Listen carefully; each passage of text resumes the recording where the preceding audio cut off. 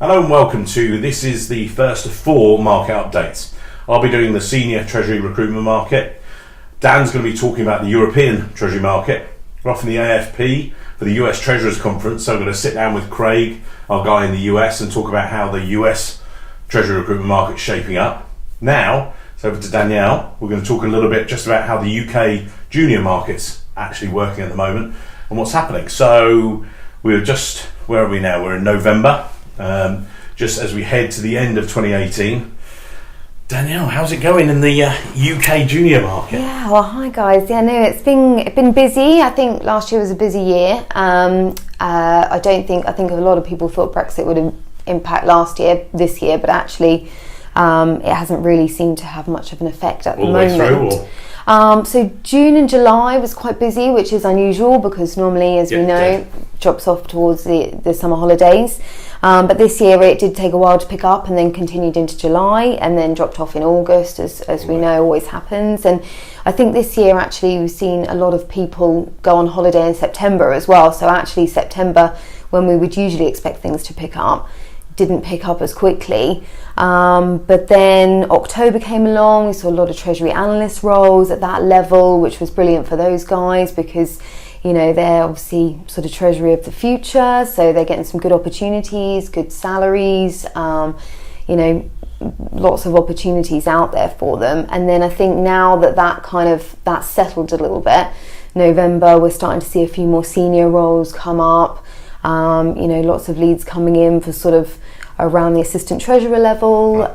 So I think it'll be either a really busy November or everybody's going to put it on hold and then wait until the new year. So it's going to go one way or another. But at the moment it looks like it's going to be busy. So. But obviously you're approaching the end of the year, so some people are getting their bonuses, is that right? Or when do they actually arrive a lot of the time for the UK? Yeah, so I mean, some people do get their bonus at Christmas. A lot of people do get their bonuses in the spring, around March time, March, April. So it depends. Some people do want to hold on for that. You know, I think it is early enough for people to want to make that move if they do get it in March, April time. But I think, a lot of companies now offer a sign-on bonus or some to encourage people to make a move before that. So I don't think that has as much effect now as it used to. Okay. And then we did our other videos about qualifications. We were talking to people at the conference and things like that. What's been the impact of, is everyone saying you must have a Treasury qualification in the UK, or that you must have studied this, or is it flexible? Yeah, I mean, it is flexible. I have seen sort of the last year, I would say, a big impact on qualifications, ACT, the AMCT for obviously more senior candidates. It's not to say that those people that aren't qualified can't do the job and, they've got all the experience to back it up.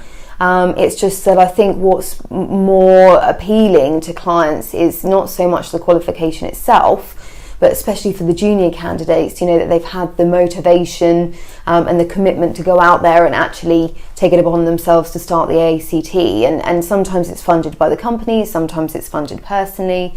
But I really do think that it kind of shows that, their aspirations and where they want to be heading, which is what appeals to the client at the end of the day. I know that we've spoken before because sometimes when people have done their AMCT and there's a clawback period and they're a bit worried and they're saying, well, I can't leave because the company will, take the money away from me. But is it right that when you say about sign-on that people will pay for AMCT if you're joining someone new and stuff? Yeah, most of the time. I mean, I think, definitely at the analyst, or Treasury manager level, there is definitely, a chance for study support there most of the time. And, if somebody has, they've got a couple of grand's worth of fees that, they owe back to their current company, as long as sort of they're very upfront with the process, generally, their next sort of employee will happily cover those and support them in the rest of their study, whether it be days off or for exams or studying time. They generally try and support it the best they can. We've seen it also that they do it in expenses, don't they? Say you join someone, they say give us your official bill, if you like, from the ACT or whoever. There's also the AFP in the States as well, and those guys are saying, we'll pay for it, which is actually quite nice. So if someone said, you have to pay back, don't worry about it.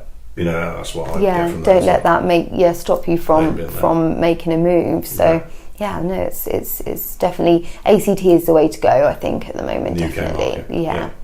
So you also, I noticed, when you're taking job briefs, clients are actually asking for technology. They're not saying, rise of robots and all that stuff. It's much more they're asking about, have they got technology skills or some systems? Are they looking for specific systems, or what at the sort of analyst through to manager level, what are they really looking for?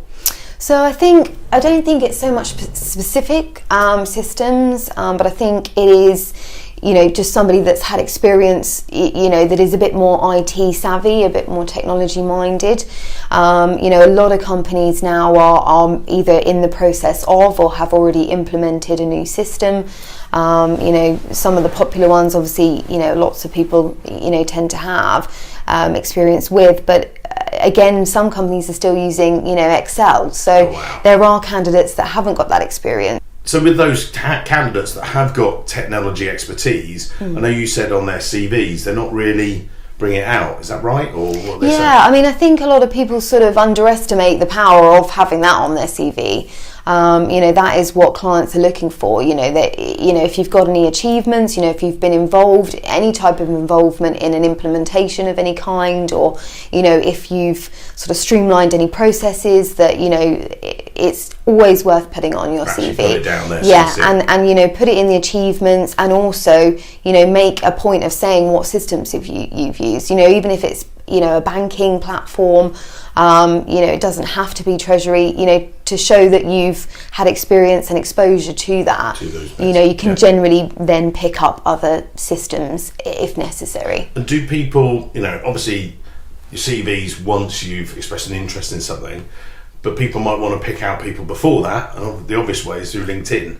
Yeah. Are you seeing people putting on LinkedIn enough, or what? I think a lot of the junior, perhaps sort of entry to mid-level candidates maybe aren't putting quite as much on there as they could, and it might be because they're either not looking, or they haven't really thought much about their personal brand. But I would always encourage, you don't have to have 20 plus years Treasury experience in order to have a profile. To have a profile. And I think some of the key points are systems. If you've used anything like that, add it into your summary. You'll be found. I mean, I think the main sort of the things I see the most is have a decent picture. Make sure that it's clear, it represents you, and you're happy with it, because everybody else is going to see it. Make sure that you've got a bit of a summary. It doesn't have to be a story. Back to you say about the photo. We know that it's 21 times more likely, I think it is now, the latest, that if you're grey, people won't connect with you. 21 times more likely if they do. But we took some photos here, and you'll see it on our profiles. Took a lovely photo of Danielle with a background of a bush and a hedge, as we called it, and she didn't really like it. And that's one of the things. It doesn't have to be a formal. I had a formal corporate shot, and we took it away. I've got one where I'm laughing at one of the conferences, and people said, "That's what you like." With yours, you changed it as well, didn't you? So yours was so mine's a bit more rural now, so probably reflects a lot more about me. We were just on a bit of a walk, but I think make sure it's up to date. It's no sort of because if somebody sees you somewhere and they recognise you, they're going to recognise you from your profile picture. So. And then summary. I think a lot of people take that bit, they kind of can't be bothered with it. But straight away, as soon as you open somebody's page, that's what you see along with the picture and their job title. So I think make sure you list any key achievements, skills. Don't make it into a story, but just take the best of you and put it in there, and make sure it's relevant, obviously, to Treasury. Well, one of the things, I'm talking next week, and someone said to me, "I'm a Treasury guy, Mike. I'm not a sales guy." I said, "Well, that's fine, but don't be on LinkedIn then. If you don't want to, it is a sales tool, and that's your little bit of sales pitch, like your elevator pitch. So, and you see those, as you say, with the junior guys, the ones that actually express what they do and what they've achieved really stands out. It sounds when you're doing your searches. Yeah, definitely, and you can tell straight away. You pick them out and you think, they look great for the job, but you're definitely worth approaching. And things like, education, qualifications, don't leave them out. Even if you're, you just went to a good school, you might not be ACT qualified yet, but, You know, you might have got a master's degree, and you know, stick it all on there. Put it on there because you know it's important. Yeah. Cool.